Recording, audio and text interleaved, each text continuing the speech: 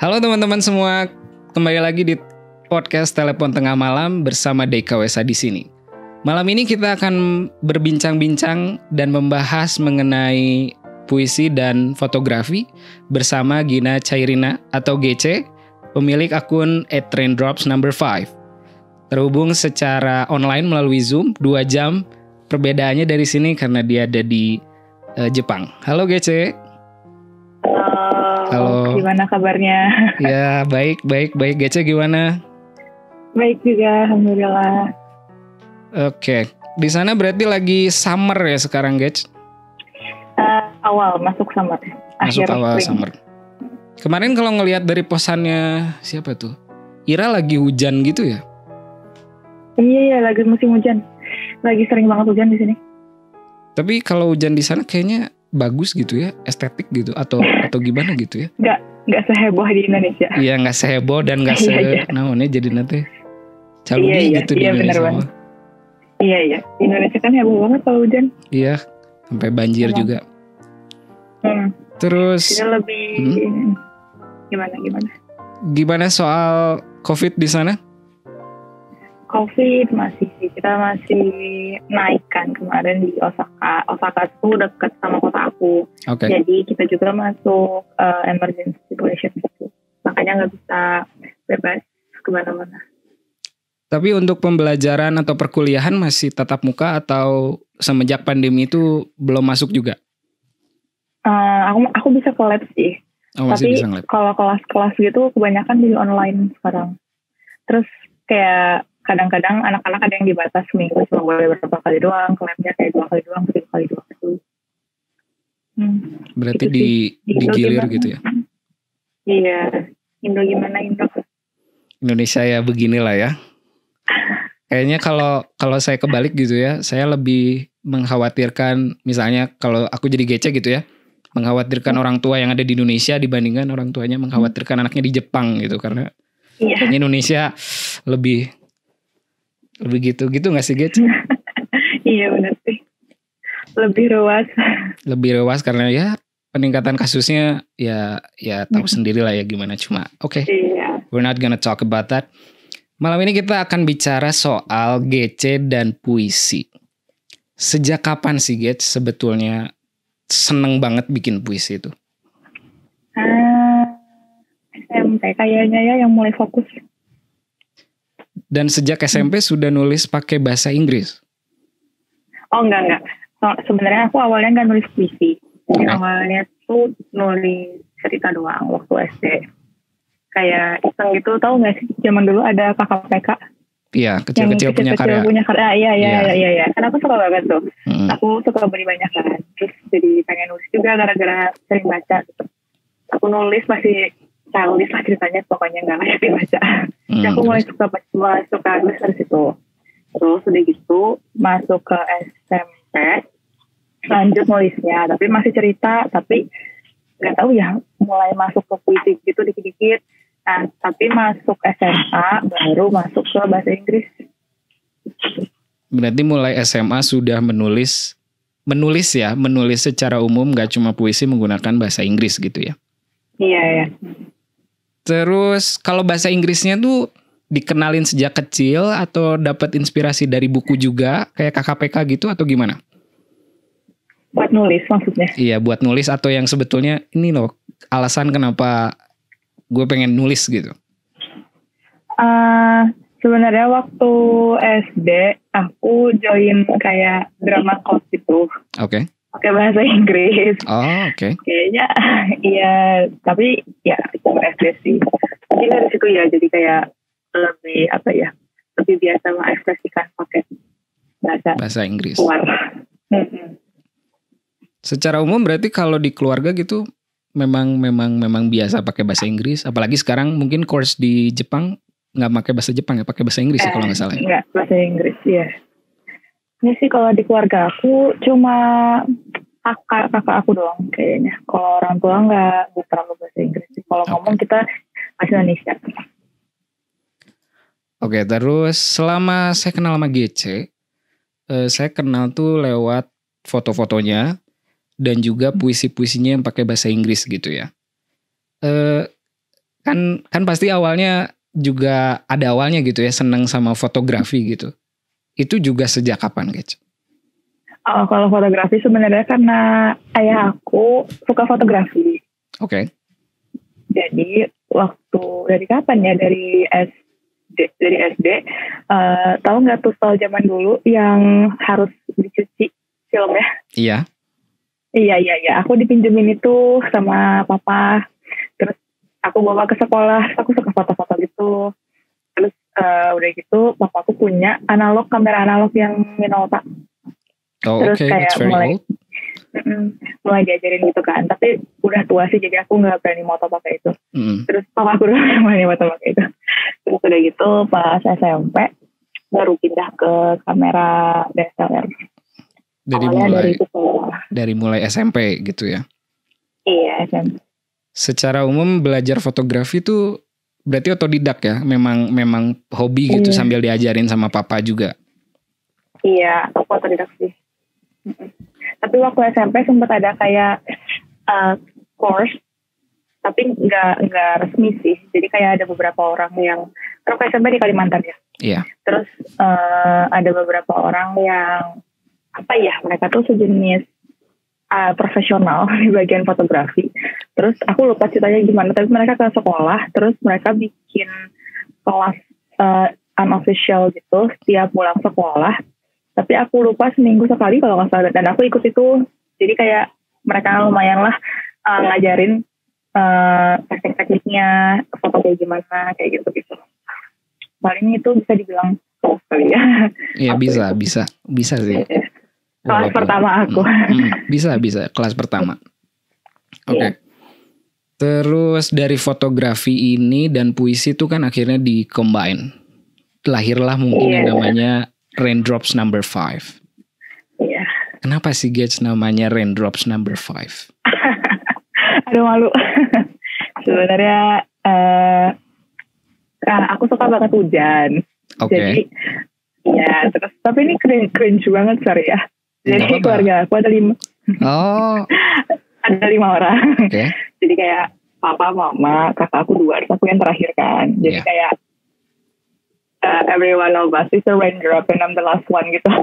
Oke. Raindrops paling bungsu gitu ya. Iya, sebetulnya gitu. Soalnya secara pribadi saya kepo gitu, sebetulnya kenapa ngambil number 5 gitu. Seakan-akan hujan tuh ada nomornya gitu kan. Iya. And I'm wondering why gitu, dan sampai sekarang baru kejawab gitu. Iya, alasannya itu sih. Oke. Terus ini mungkin pertanyaannya rada berat Gage.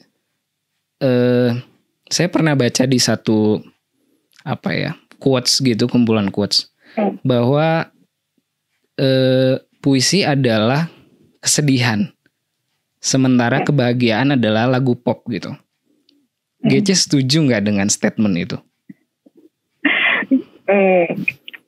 Mostly setuju sih, karena I don't know why, tapi lebih kalau kita sedih itu lebih gampang ngalir gitu puisinya.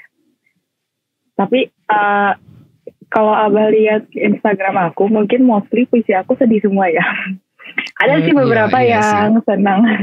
Ada sih yang senang gitu kayak. Tapi yang senang pun kayak base-nya tuh dari kesedihan dulu tuh. Yeah. Aku nggak tahu ya kenapa. Tapi kalau lagi sedih tuh emang paling gampang nulis puisi, kayak feel-nya dapet banget. Tapi kalau lagi senang gampang juga sih. Cuma lebih gampang kalau lagi sedih kayaknya. Ya, karena kita butuh sesuatu buat butuh sesuatu untuk dikeluarkan gitu. Iya. Jadi prefer buat nulis. Berarti secara umum setuju dengan perkataan bahwa sebetulnya kesedihan itu adalah bait puisi gitu ya? Iya, setuju sih. Tapi apakah secara pribadi Gece itu sedih gitu? Gimana ya? Enggak tahu ya, enggak sih. Kayaknya tergantung. I don't know. I think everyone has their sadness. Tergantung kita aja memperlihatkan atau tidak. Okay. Dan mengeluarkannya gimana gitu. Kayak aku ngeliatkan di Twitter kadang-kadang orang mereka menggunakan Twitternya untuk sejenis journaling gitu kan. Betul. Iya, tapi kalau aku lebih prefer ke buku gitu. Iya. Ya itu pertanyaan yang sebetulnya berhubungan gitu ya. Karena kalau misalnya menyetujui bahwa puisi adalah kesedihan gitu, apakah sebetulnya penulis puisi itu juga sedih gitu pada dasarnya gitu kan? Cuma ya saya yakin pasti ada sedihnya juga, ada senangnya juga gitu kan.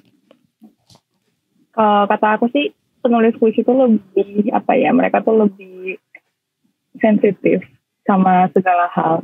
Jadi kayak we can find sadness in everything gitu loh Pak. Oke. Itu sih. Ya karena bisa membuat melihat kesedihan dari setiap benda tuh akhirnya bisa jadi puisi yang bermacam-macam juga gitu ya Gece. Iya. Terus ini kalau saya lihat di Raindrops akhir-akhir ini kan kayaknya lebih lagi bikin kayak short film gitu ya Gece? Atau iya aku lagi. Iya benar-benar. Kan awalnya aku ngepost di Raindrops cuma foto doang ya. Iya. Terus lama-lama mulai masuk ke video karena aku punya footage. Tapi itu juga footage awal aku tuh nggak niat buat dibikin film pendek gitu. Cuma iseng video doang. Terus lama-lama aku jadi tertarik sama sinematografi. Jadi kayak mulai nyoba-nyoba ngerekam sendiri buat ala-ala film-film jadul. Iya. Iya. Terus dibandingin misalnya fotografi sama videografi itu lebih sulit mana sih sebetulnya kalau misalnya buat pemula gitu untuk proses belajarnya? Video sih. Soalnya kalau video tekniknya lebih susah ya kayaknya kalau kata aku. Tapi kalau buat praktiknya mungkin lebih gampang belajar video. Cuma gimana ya, kalau video itu kan sangat detail. Semua halnya itu sangat detail masuk ke videonya. Jadi kalau kita nge-shift terlalu cepat itu bakal nggak enak dilihatnya, atau kita jalan tapi kitanya nggak stabil itu kan juga bakal goyang kan nanti pas editnya. Jadi kalau buat teknik ceritanya lebih ke video, tapi kalau buat kayak belajar bikin vlog mungkin lebih gampang di video dibandingkan foto, karena kalau foto kan a picture that speaks gitu. Jadi kayak harus bisa meng-compile semua hal dalam satu gambar gitu. Mengcompile dalam satu gambar atau dalam satu momen gitu ya. Kita mau menceritakan apa gitu ya. Iya. Nah, untuk ke videografi nih kan kalau dalam pandangan saya gitu ya, orang tuh sangat haus akan hiburan yang sifatnya video gitu. Dan begitupun karena ada demand yang sangat besar, orang juga akhirnya berlomba-lomba untuk membuat konten dalam video gitu. Terus kalau menurut GC, untuk memulai istilahnya videografi gitu, itu tuh mahal gak sih? Enggak sih, kalau untuk memulai sebenarnya pakai HP juga udah cukup. Karena karena ada quote favorit dari Arbain Rambe. Oke. Kalau kamera terbaik kita itu adalah kamera yang kita punya sendiri. Oh iya. Jadi whatever it is, mau handphone atau apapun itu adalah yang terbaik yang bisa kita pakai buat saat itu untuk memulai. Berarti memulai dengan apapun yang kita punya, tinggal selebihnya. The creative process is inside our heads gitu ya. Iya. Oke. Terus di Raindrops number 5 tuh kalau misalnya kita follow dan kita ulik gitu ya. Kenapa setiap foto tuh kalau saya ngerasanya tuh kayak ini tuh potongan scene film gitu karena ada subtitle-nya gitu ya. Itu kenapa gitu Gets? Apakah Gets merasa gambar ini tuh menceritakan lebih ketika dia dibentuk atau diformat dengan format kayak ini tuh scene film gitu? Iya, karena sebenarnya mimpi aku yang belum tercapai itu adalah pengen bikin sebuah film pendek untuk di Raindrops yang tadi bener-bener film gitu. Kayak selama ini kan aku cuma bikin 2 menit, 3 menit gitu. Aku pengen yang bener-bener misalnya setengah jam atau 20 menit gitu. Nah, tapi karena belum berhasil, jadi aku mulai dari masukin caption ke foto-foto atau video yang udah aku masukin ke Raindrops selama ini gitu. Iya. Gak tahu ya, kayak feel-nya tuh beda gitu kalau udah ada captionnya. Iya, iya betul. Jadi kalau saya secara pribadi ngelihatnya kayak ya ini a scene from a movie gitu. Padahal dia cuma mungkin foto biasa gitu ya, Gage ya. Iya. Terus kalau misalnya kita beralih ke gear nih, Gage ya. Apakah misalnya gear favorit Gece untuk bikin video tuh lensanya mungkin lensa yang gimana, Gece? Aku sekarang lagi suka pakai lensa fix. Oke. Kan aku baru aja pindah dari Canon ke Fuji. Oh, akhirnya pindah ya. Congratulations. Iya, Abang masih pakai Canon? Masih geng Canon. Canonnya lagi nontonin saya nih. Oh, ini Canon tadi pakai. Iya, iya. lagi dipakai. Iya, aku sekarang beralih ke Fuji mirrorless. Tapi lensanya aku prefer yang fix. Karena iya, aku mulai addict sama fix kayaknya sejak kuliah. Iya. Gara-gara ada temennya kakak aku yang ngasih tahu kalau misalnya aku harus nyobain lensa fix. Terus aku cobain dan hasilnya bagus sih. Tapi aku sekarang lagi tertarik juga sama Fujinon yang 18 mm kalau nggak salah ya. Jadi kayaknya nanti mau nyoba itu, tapi agak pricey. Iya, agak pricey ya. Lensa sekarang pricey sekali ya. Kalau boleh tahu banget. Itu lensa yang sekarang prime atau fixnya di focal length berapa tuh, Get? Sekarang itu aku Fujinon 35 mm yang 2. F2 apa F1,4 yang mewah? 1,4 mahal banget. Iya, mahal banget sih. 22 benar. Iya, F2. Berarti mungkin awalnya emang lanjut. Awalnya emang 1,4 tapi pricey banget. Tapi pricey sekali. Cuma kalau menilai dari focal length kan tadi pengennya ke 18 mm tuh. Iya. Berarti wide tuh. Kenapa jadi beralih ke wide gitu? Karena dulu mungkin pertama di Canon, seingat aku tuh kamu pakai 50 mili ya, 50 mili. Iya ya, 50 yang mili. Betul-betul apa ya, bentuk close up gitu. Terus sekarang mundur jadi 35, terus sekarang mundur lagi jadi ke 18. Kenapa tuh? Iya. Soalnya kan aku mulai suka hunting di Osaka. Osaka kan kayak apa ya? Sejenis big city gitu kan, terus kayak suka banget ngerekam orang-orang di jalan gitu. Terus pakai 35 tuh enak banget buat efek blur dan lain-lainnya, tapi aku pengen dapetin wide suasananya gitu, kayak jadi ada bridge di Osaka namanya Dotonbori. Terus kalau misalnya aku pakai 35 agak susah buat dapetin suasana kanan kirinya gitu, jadi nggak kelihatan kalau itu bridge sebenarnya gitu. Terus pokoknya ada beberapa momen di mana aku agak merasa aku butuh yang lebih wide, lebih lebar. Tapi aku iya. Sama dulu waktu di Unpad aku pernah nyobain lensanya Kang Adit di Baseblight, kalau nggak salah 10-18. Oh iya. Jadi itu wide banget kan. Iya, itu terus, super wide gitu. Terus kameranya juga udah pro ya, itu bukan semi pro lagi. Apa ya waktu itu? di Mark II gitu? Lupa. Kurang tahu. Pokoknya iya. Canon. Oke. Terus pokoknya bagus banget gitu kan. Terus kayak enak banget. Jadi makanya aku tertarik wide sejak saat itu tuh. Oke, berarti orientasinya udah shift ya. Dulu kan portrait karena dia ngezoom sekali ke orangnya spesifik. Sekarang sudah mulai membuka ke suasananya. Oke. Terus tadi karena disinggung ya, sekarang sudah pindah ke mirrorless. Nih kalau boleh tahu, sejak pindah tuh ada gak sih kayak perubahan? Oh iya ya, dia jadi lebih ringan gitu? Atau gimana? Apa perubahan positif yang didapat setelah pindah ke mirrorless, Gage? Yang pasti lebih ringan sih, lebih ringan banget. Cuma sebenarnya aku pindah itu kan dulu kamera aku yang Canon sensornya masih APS kalau nggak salah. Iya. Jadi sangat memotong kan, Mbak. Motong banget gitu. Terus FPS juga cuma sampai 25 atau 24 ya. Rendah banget.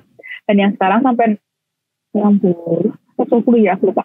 Yang sekarang lebih tinggi kan. Jadi kerasa shiftnya itu karena emang aku upgrade ke semi pro. Jadi aku jadi kerasa shiftnya itu emang dia lebih ringan, tapi karena kita hanya ke semi pro, jadi kalau buat ngerekam video juga lebih enak, terus fotonya juga lebih sharp gitu hasilnya. Kayak ISO-nya juga bisa lebih tinggi gitu. Iya, tapi emang lebih ringan tuh enak banget sih dibawa kemana-mananya. Iya, dan dia nggak, apa istilahnya mungkin ya, tidak mencolok gitu ya ketika dibawa di jalan tuh, karena DSLR kan bulky sekali gitu ya. Iya. Nah mungkin. Tapi kangen sih pakai DSLR. Kangen DSLR. Kangen juga. Kangennya kangen apa, Gage? Kan udah jauh lebih ringan, sudah jauh lebih praktis. Sangat gede gitu. kan. Oh. Dia kan gede kan. Kangen megangin gedenya gitu. Iya. Menarik ya. Gimana tadi? Terus tadi pertanyaannya, mungkin yang kalau apa ya, dari beberapa teman yang baru pindah dari DSLR ke mirrorless adalah battery life. Apakah itu betul-betul signifikan kerasanya kayak dulu gue cukup ngecas sekali deh buat katakan 1 kali camping gitu. Apakah mirrorless memang seboros itu? Masih boros ya? Iya, kayak better kita harus punya 2 harusnya. Jadi 1 buat dipakai, 1 buat disimpan gitu. Aku cuma punya 1 kan? Iya. Jadi misalnya kita pakai sehari, dan kalau dipakai full itu kayaknya nggak nyampe seharinya udah habis. Iya, oke, kebayang sih borosnya. Banget, apalagi aku pakainya video kan, jadi mungkin lebih kemasan battery life-nya. Oke, itu untuk ketahanan baterainya mirrorless. Sekarang mungkin saya mau nanya, kenapa Gage pindahnya tuh ke Fuji? Kenapa nggak Sony? Kenapa nggak Canon lagi gitu? Iya. Nah, awalnya aku punya beberapa pilihan gitu kan, antara Canon 80D, oke. Kan abad 70D ya? Iya, 70. Ya 70D kan? Iya. Aku mau ke 80D atau Fuji X-T30 ini. Terus waktu masih di kampus, aku nyobain punya teman aku, dia pakai X-T berapa ya? 20 gitu ya. Pokoknya 1 seri di bawah yang sekarang aku pakai. Dan ternyata enak banget. Jadi aku nyobain gitu, kayak nyobain hunting, nyobain bawa. Iya. Jadi sejak saat itu. Dan aku nyobain 80D, tapi masih di toko kan. Aku nyobain di toko doang. Aku kayak lebih truk sama Fuji. Jadi ya aku jadi gitu. Dan pastinya lebih ringan kalau ST30 dibanding sama 80D, karena 80D berat banget. Oke. Saya mau nanya soal proses kreatif, Gage. Gage kan ini mengkombinasikan tiga kreativitas gitu. Kreativitas menulis, kreativitas dalam fotografi, framing, kreativitas dalam videografi yang juga di dalamnya ada framing, ada editing juga kan karena ngedit sendiri. Secara proses kreatif tuh apakah mereka berkesinambungan? Misalnya GC menulis, terus tulisan ini butuh visualisasi seperti ini dan akhirnya GC mencari, atau tulisan dan visualnya itu tidak berhubungan sama sekali gitu, GC? Oh iya. Sebenarnya aku suka nulis dulu, terus dari nulis itu bikin storyboard. Jadi misalnya untuk scene yang ini bagusnya kayak gimana, terus untuk wave kedua bagusnya kayak gimana. Contohnya kayak kalau di Raindrops yang You're Not In Love With Me, itu aku itu kan yang pertama ya, short movie yang pertama, betul. Yang full video gitu, yang lama lagi 10 menit. Nah kalau itu emang benar-benar dirancang storyboardnya tiap bait apa gitu, dan modelnya juga teman aku sih, aku minta tolong 2 orang. Ya, nah tapi kalau untuk yang lain kayak yang terakhir aku post yang di YouTube sih, aku belum masukin ke Instagram. Nah kalau itu aku pengen banget bikin video pakai video yang di akuarium itu. Jadi aku edit videonya dulu, baru aku bikin puisinya untuk dicocokin sama videonya. Tapi udah ada kebayang gitu dari awal mau temanya apa. Cuma emang lebih enak bikin puisi dulu, baru kita nge-shoot video. Ya begitu. Berarti proses kreatifnya itu tidak terkungkung bahwa harus puisi dulu, enggak, tapi tergantung mungkin itunya ya. Setelah proses kreatif seperti itu, menurut GC tempat atau platform untuk posting hasil karya yang paling bagus tuh menurut GC di mana? Sebenarnya aku pengen bisa masuk YouTube. Okay. Soalnya kalau di YouTube, jadi aku ada salah satu videografer kesukaan aku di YouTube, namanya Ilneas.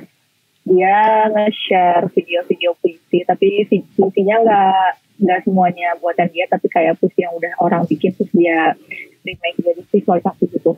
Okay. Dan kalau di YouTube tuh kayak lebih fokus gitu videonya, nggak kepotong kayak di Instagram, dan lebih enak aja kan pokoknya sebenarnya. Tapi aku mulai dari Instagram dulu waktu kuliah. Iya, terus zaman dulu kan nggak mikir bakal terus ngepost sampai sekarang ya. Awalnya cuma iseng doang. Terus awalnya video aku juga nggak lebih dari 1 menit, kayak pendek-pendek doang. Terus lama-lama lebih dari 1 menit. Terus aku pindah ke IGTV, tapi kayak nggak terlalu convenient gitu kayaknya buat orang-orang kalau IGTV gitu. Kayak aku liatin viewersnya juga nggak terlalu banyak kalau misalnya aku pakai IGTV dibandingkan aku ngepost biasa. Jadi kayaknya yang paling bagus emang YouTube sih sebenarnya. Cuma mungkin agak lebih susah buat mengiklankan. Mengiklankan dan starting outnya sulit mungkin ya guys ya. Susah kalau YouTube, lebih berat. Oke, tadi kan sudah pernah nyoba di IGTV, udah pernah di YouTube juga. Sementara secara umum video tuh misalnya kita syuting kan kita biasanya landscape gitu ya. Sementara misalnya platform kayak IGTV atau Stories tuh portrait gitu. Dia gitulah ya, tegak gitu. Iya. Itu annoying gak sih Gage bahwa misalnya kita udah bagus-bagus framing di landscape dan akhirnya kita pengen masukin ke Instagram dan dia kan akhirnya entah dia kecil atau kita posisikan dia sebagai portrait gitu. Itu annoying gak sih? Dan ngakalinnya gimana gitu kalau GC secara pribadi? Iya, that's why aku gak terlalu suka IGTV karena jadi kayak story tapi di tengah-tengah gitu. Dan aku pakainya kan 16:9 ya. Betul.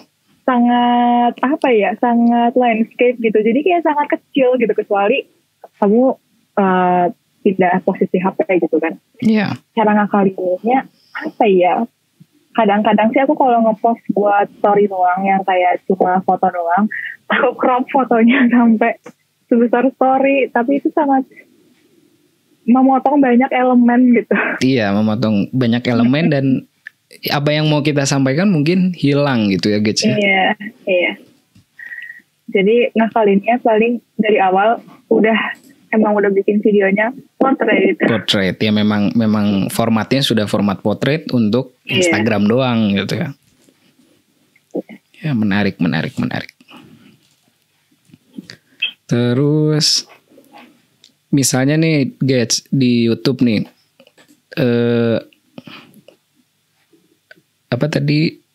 videografer favoritnya siapa tadi namanya? Ilneas ini kan juga bacain puisi juga ya guys ya. Iya. Apakah dia, aku belum pernah nonton sih kebetulan. Apakah dia menunjukkan dirinya bacain puisi atau formatnya juga seperti GC gitu kayak gini? Dia mirip kayak aku, cuma bedanya bukan suara dia sendiri. Jadi, iya, jadi ada yang suara teman dia gitu atau suara orang lain. Terus beda format videonya juga sih. Kalau aku pakai Blackbar. Terus pakai captionnya di bawah, jadi kayak film banget. Kalau dia gayanya itu dia nggak pakai Blackbar dan dia captionnya itu di tengah-tengah, kayak di tengah-tengah si videonya gitu. Frame-nya, oke. Tengah-tengah frame-nya. Oke, mungkin habis ini aku akan cari gitu. Iya, kamu harus mencoba untuk melihat. Aku suka banget. Oke, guys. Ini pertanyaan aku ya. Aku secara pribadi memang gak suka video editing karena it's kalau secara pribadi kayak melelahkan gitu. Kita chopping memotong-motong bagian dari file terus kita cocokin ke sini gitu. Gimana caranya biar ya gimana ya? Menurut Gece gimana sih itu biar bisa jadi fun gitu? Kalau aku sih kadang suka ngerekam audio dulu. Jadi aku ngerekam audionya dulu sama ngerekam audio aku sama ngepasin sama backgroundnya. Terus di mas baru aku nge-crop si videonya. Jadi kayak kerasa gitu feel-nya. Ini bagusnya segimana dan segimana.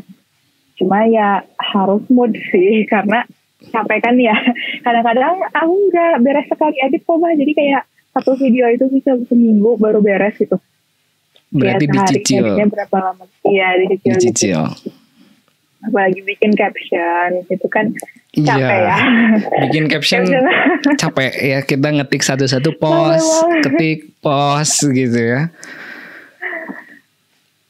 Oke, berarti proses kreatifnya GC tuh consist dari mungkin nulis dulu, terus mencari footage-nya. Setelah itu post proses yang pertama dilakukan adalah malah ngerekam suaranya dulu ya, bukan kirain aku GC ngelihat footage-nya, oh ini footage bagus kesini terus baru dimasukin background music dan apa speech-nya gitu ya, narasinya gitu. Menarik. Karena aku suka buat mencari feel-nya dulu, makanya aku suka rekam suara dulu baru ngepasin videonya. Ya. Proses kreatif yang menarik karena saya kira karena footage-nya udah ada, jadi ya itu videonya dulu baru voice over-nya belakangan gitu. Tapi mostly orang-orang kayaknya voice over-nya belakangan ya. Iya. Kayaknya sih. Biasanya belakangan gitu karena voice tuh bagian akhir gitu. Iya. GC masih ngedit pakai apa? Final Cut apa sih? Enggak, aku iMovie sama Premiere. Ada Premiere Pro. Aku pengen nyobain Final Cut sih nanti kayaknya. Soalnya katanya bagus ya itu. Ya tapi butuh Apple. Iya.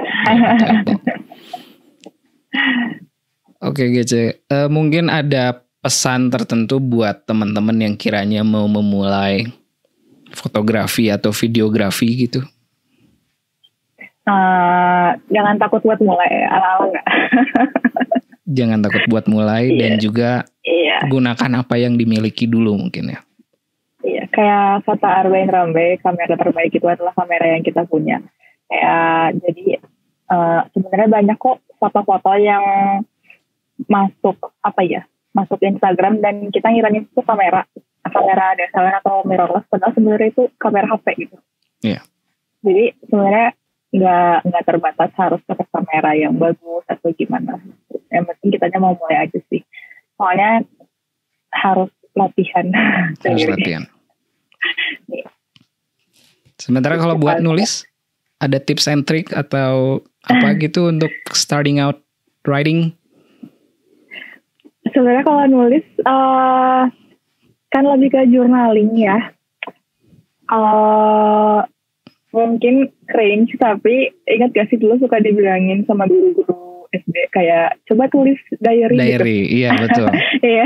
Iya kan. Tapi kalau misalnya nggak mau diary banget, ya kayak sehari coba tulis satu bait atau nggak harus puisi gitu, tapi apapun narasi juga nggak apa-apa. Tapi kayak kalau kita udah terbiasa setiap hari, dia lama-lama bakal kerasa juga gitu. Cara nulis kita tuh kayak gimana, kan tiap orang mesti beda-beda ya, Bah. Betul. Berarti starting out ya harus mulai gitu ya. Apapun harus dimulai dulu, mulai aja dulu. Iya. Gitu ya. Dan aku ada buku yang menarik sih, bukunya Nur Un-Nahar, judulnya Find Your Voice. Itu isinya adalah kayak bukan tips ya, cara buat nulis. Jadi setiap halaman tuh isinya beda-beda.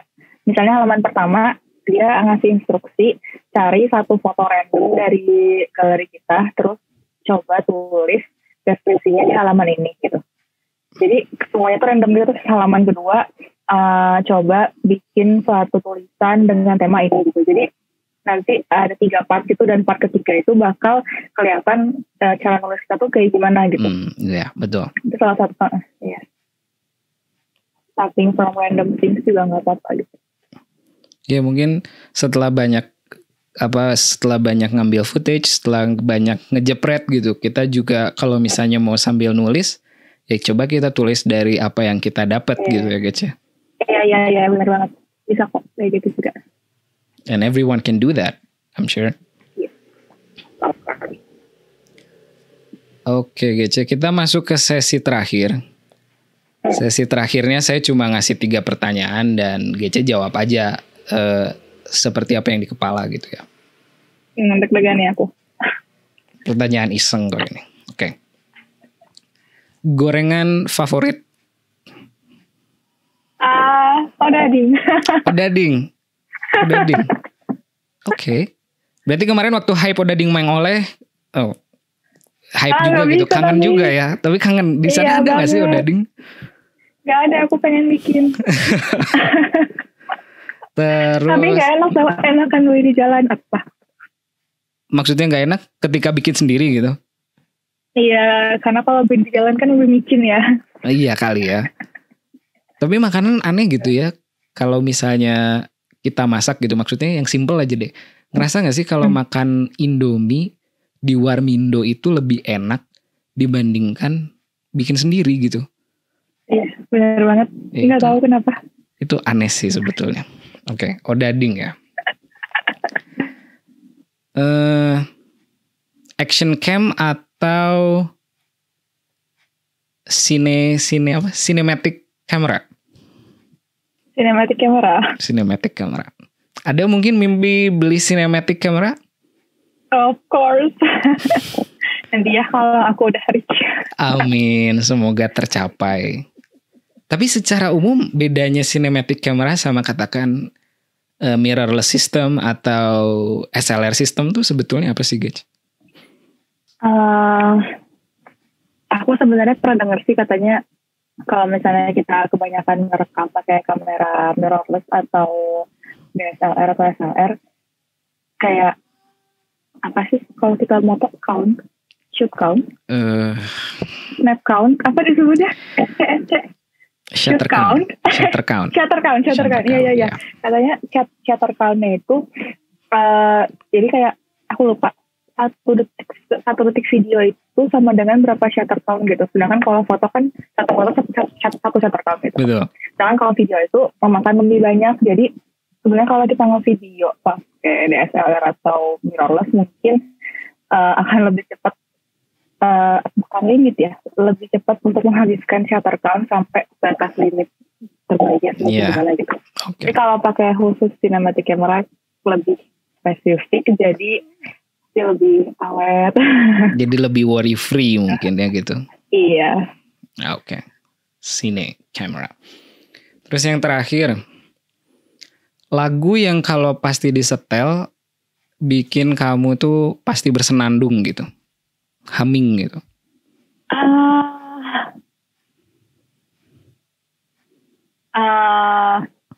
Ada lagunya mikir dulu ya. Lagunya One Republic sih. Yang zaman dulu judulnya Come Home. Oh, Come Home. Iya enak gitu. Iya. Zaman kapan ya, zaman kita SMP ya? One Republic kan ngetrennya pas zaman SMP SMA lah ya. Iya. SMA awal kali. SMP kayaknya. Iya. Oke. Terima kasih banyak GC atas obrolannya. Terima kasih juga, Bang. Mungkin semoga bisa menginspirasi siapapun yang nonton dan dengerin podcast ini untuk memulai. Ya. Karena ya semuanya harus dimulai aja dulu dengan yang ada aja dulu. Nanti upgrade-nya mah nantilah. Nanti juga ke upgrade sendiri. Benar. Oke, GC. Sehat selalu, GC. Ditunggu segera pulang. Selalu, Abah. Iya. Segera pulang. kita hunting lagi kayak dulu ya. Ayo. Ya. Udah lama gak hunting aku juga.